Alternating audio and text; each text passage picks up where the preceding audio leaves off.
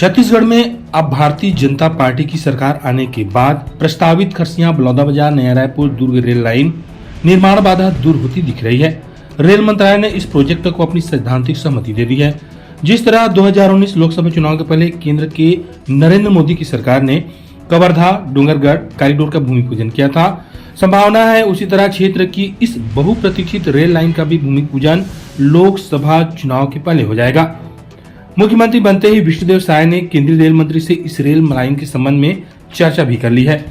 सूत्रों की माने तो जारी बैठकों के बाद जल्द ही कुछ और स्थितियां स्पष्ट हो जाएगी।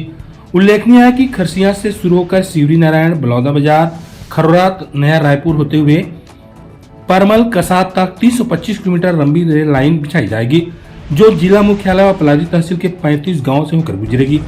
परियोजना में केंद्र और राज्य सरकार ने अपनी अपनी भागीदारी तय की थी। परियोजना की निर्माण लागत लगभग 4,250 करोड़ और कुल लागत 8,250 करोड़ रुपए है, जिसमें भूमि की लागत परियोजना अवधि के लगने वाला ब्याज व प्राइस एक्सक्लेशन तथा अन्य व्यय सम्मिलित है। परियोजना को पब्लिक प्राइवेट पार्टनरशिप के तहत क्रियान्वित किया जाना है, ताकि ट्रैक बनाने में आने वाली खर्च का बोझ कम हो सके। करीब 6 साल पहले इस नए ट्रैक का प्रस्ताव केंद्र सरकार बजट में लाई थी।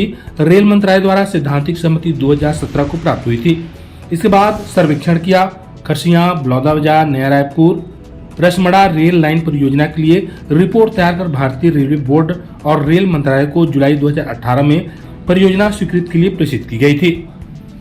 इस रेल लाइन परियोजना को लेकर कैबिनेट मंत्री टंकराम वर्मा ने कहा, राज्य में नई सरकार बनते ही मुख्यमंत्री ने केंद्रीय रेलवे मंत्री से क्षेत्र की प्रस्तावित रेल लाइन के संबंध में चर्चा की है। उम्मीद है नए वर्ष में इसके निर्माण की प्रक्रिया प्रारंभ हो जाएगी।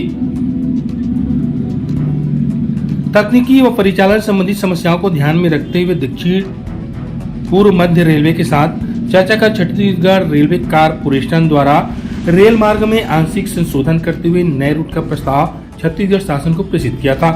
नए रूट में रेल लाइन नवा रायपुर क्षेत्र के अंतर से गुजरते हुए परमला कसार रेलवे लाइन तक टर्मिनल होना प्रस्तावित था।